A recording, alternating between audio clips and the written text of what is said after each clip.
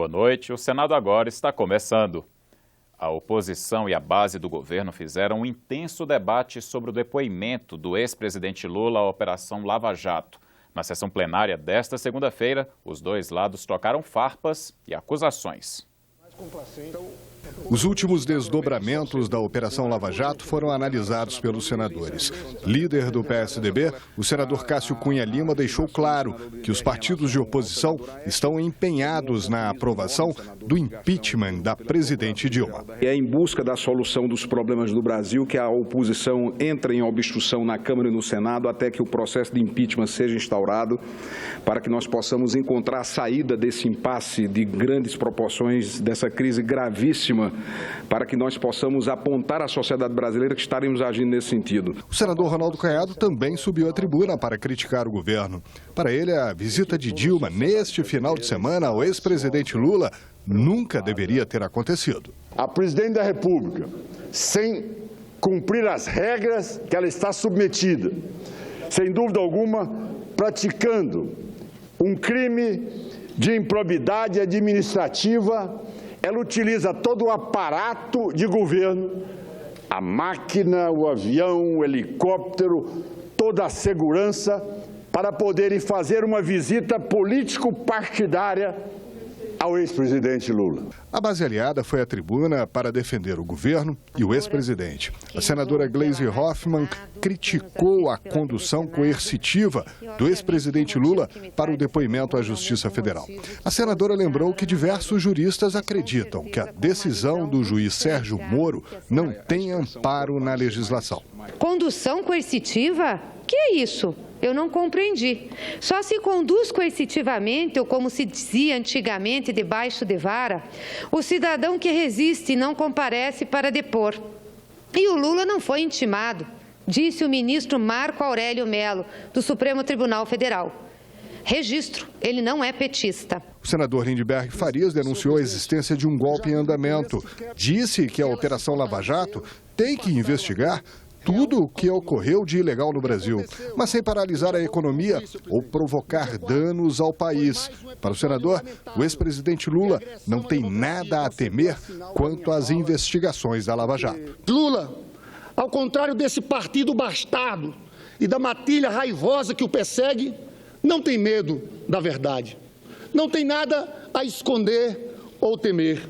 Até mesmo porque foi Lula quem criou as condições para o verdadeiro combate à corrupção no Brasil. Foi Lula que engavetou o engavetador geral de Fernando Henrique Cardoso. Foi Lula que multiplicou as ações da PF contra a corrupção, que eram de 6 ao ano, para mais de 250 ao ano. João Capiberibe leu no plenário uma nota do partido. O PSB defende a continuidade das investigações, mas pede respeito à Constituição. Assim como nenhuma liderança política pode estar acima da lei, do mesmo modo, a ação da Justiça, do Ministério Público e da Polícia Federal não pode ultrapassar os limites previstos em nossa Constituição, a qual assegura a todos o direito de existir e ser respeitado como pessoas humanas, inclusive assegurando-lhes o direito à liberdade. Senadores querem discutir a mudança no sistema de governo. A ideia é substituir o presidencialismo, em que o chefe do executivo representa o país e cuida da administração pública.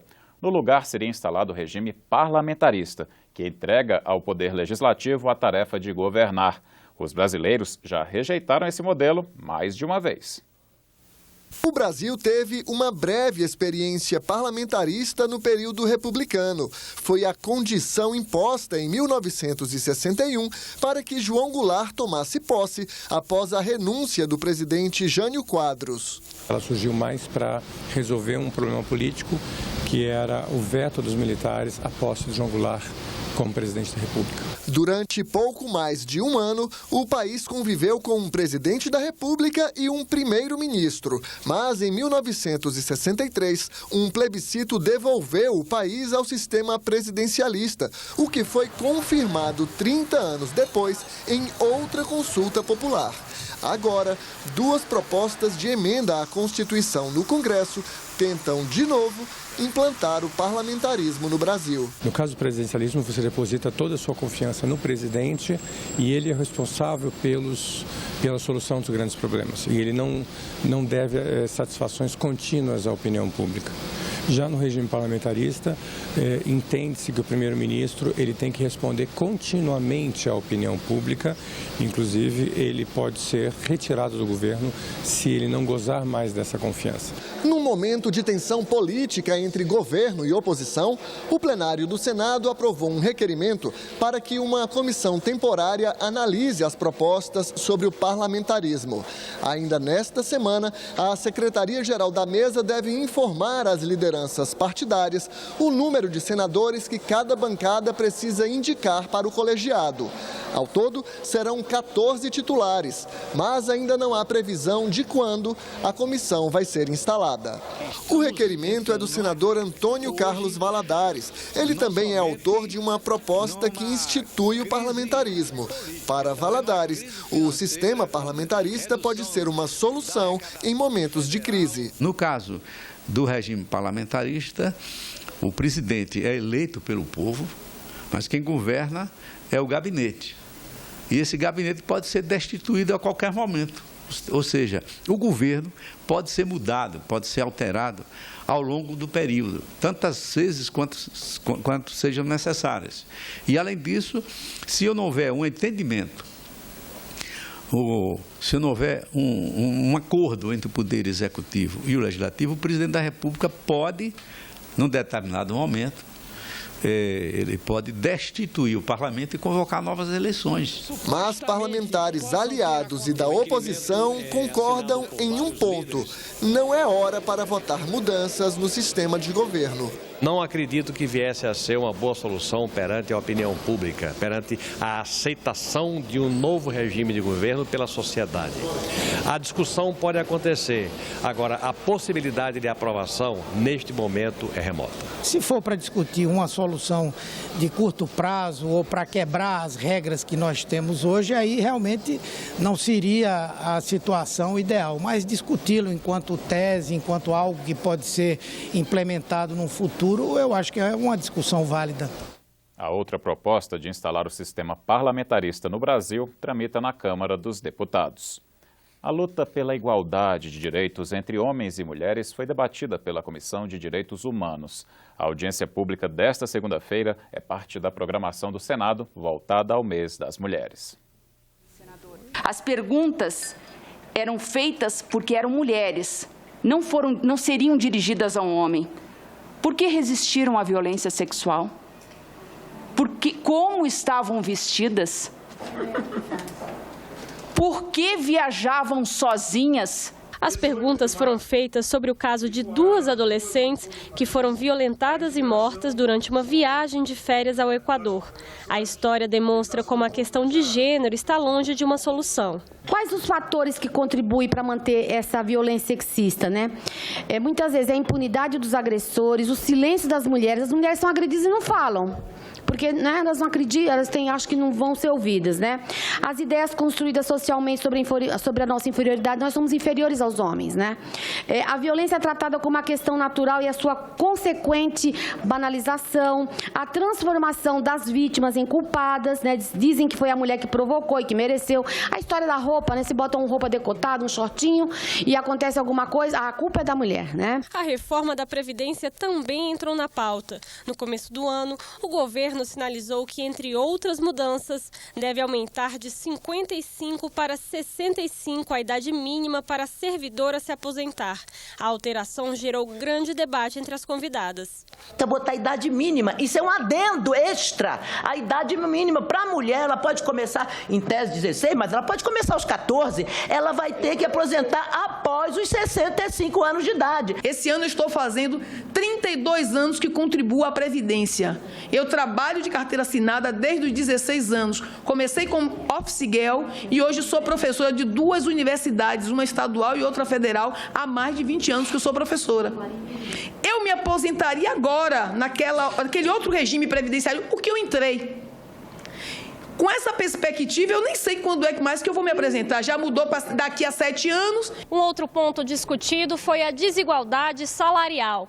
Um estudo feito no ano passado pela Organização para a Cooperação do Desenvolvimento Econômico apontou que no Brasil o salário médio de uma mulher com nível superior chega a apenas 62% do salário de um homem com o mesmo nível de escolaridade. O senador Paulo Paim tem um projeto que pretende acabar com essa diferença. Mulher e homem, na mesma função, tem que ter o mesmo salário. É o princípio da isonomia, da igualdade, e a mulher ainda ganha 30%, 40% a menos que o homem fazendo a mesma atividade, até às vezes com uma competência maior. Então nós vamos insistir no plenário essa semana para ver se vota também esse projeto a pedido aqui das mulheres. Um dos eventos mais importantes da programação do mês da mulher acontece amanhã. No Dia Internacional da Mulher, o Senado entrega o diploma Berta Lutz. O prêmio homenageia pessoas que se destacaram na luta em defesa da igualdade de gênero. As parlamentares também aproveitam a data para se mobilizar pela aprovação da pauta feminina no Congresso. A luta das mulheres por liberdade, direitos e representação igualitária nos espaços de poder e de prestígio vem de longe e tem muitos capítulos. Mas é uma história que se atualiza com novas frentes de luta e novas conquistas. Um desses espaços é o parlamento. Como é que nós vamos enfrentar a cultura do estupro, a cultura do assassinato sistemático de mulheres, se a gente não discutir nas escolas o que significa trabalhar a igualdade de gênero, ou seja, ensinar as crianças que homens e mulheres têm igualdade de condições de viver uma vida em segurança. Hoje, se a gente diz que está vivendo uma ofensiva conservadora, ela se dá sobretudo dentro do parlamento, porque tem um conjunto de mais ou menos 60 PLs propondo retrocessos. Mas quem apoia os direitos das mulheres no parlamento não está parado. Várias matérias em andamento no Senado e na Câmara propõem mudanças na lei para fortalecer o combate à violência, a presença feminina no mercado de trabalho, a formação educacional e profissional da mulher, apoiar as mães com mais creches. Alguns exemplos. O descumprimento pelo agressor de medida protetiva passa a ser crime de desobediência. Construção de estabelecimentos de educação infantil ganha regime tributário especial. Reserva de vagas gratuitas para mulheres em situação de violência nos cursos técnicos do SENAC e do SENAI. Direito de opção ao serviço militar para as mulheres. Penalização da injúria praticada por razões de gênero. E uma proposta de emenda à Constituição determina que tanto homens quanto mulheres preencham o mínimo de vagas de vereadores, deputados estaduais e federais na seguinte proporção: 10% na primeira legislatura, 12% na segunda e 16% na terceira. Está se comprovado que a mulher, quando tem o poder, ela olha com um olhar mais especial para essas questões saúde, educação, políticas públicas de assistência social, e a mulher no poder tem condições de ajudar outras mulheres menos favorecidas, que é a questão da lei da cota. Nós somos mais da metade da população, entretanto, nos espaços de decisão política, nos espaços de decisão do poder, a mulher está totalmente subrepresentada. Por isso que, nesse momento, a nossa luta para que seja aprovada lá na Câmara dos Deputados, a proposta de emenda à Constituição que já foi aprovada aqui no Senado. Para destacar a luta das mulheres e homenagear pessoas que batalham pela causa feminina, é que o Senado criou em 2001 o Diploma Mulher Cidadã Berta Lutz, que premia 5 mulheres a cada ano desde a primeira edição em 2002. O título homenageia a bióloga e pioneira do movimento feminista no Brasil, que por quase 60 anos atuou na causa. A edição deste ano traz uma novidade. Assim como na luta contra o racismo, muitos brancos apoiam índios e negros, de igual modo, na luta em favor das mulheres, muitos homens são parceiros. Em reconhecimento disso, pela primeira vez, um homem será agraciado. O escolhido é o ministro do Supremo Tribunal Federal, Marco Aurélio Mello. O Conselho do Prêmio levou em conta a iniciativa do ministro ao lançar as campanhas Mais Mulheres na Política e Todo o Poder às Mulheres, em busca de uma maior participação feminina nos espaços de poder e na sociedade. Nós entendemos que quem luta pelo direito da mulher não é só a mulher. Muitos homens nos ajudam nessa luta e a luta é universal, é de homens e mulheres para pôr fim a uma discriminação tradição que vem sendo já, vem perdurando há séculos, não é? E teremos o lançamento de uma frente parlamentar em defesa dos direitos humanos das mulheres. Ficamos por aqui. Você terá outras notícias na nossa programação ou na nossa página na internet. Também disponibilizamos todas as reportagens no canal da TV Senado no YouTube. Não deixe de conferir. Obrigado pela companhia, boa noite e até amanhã.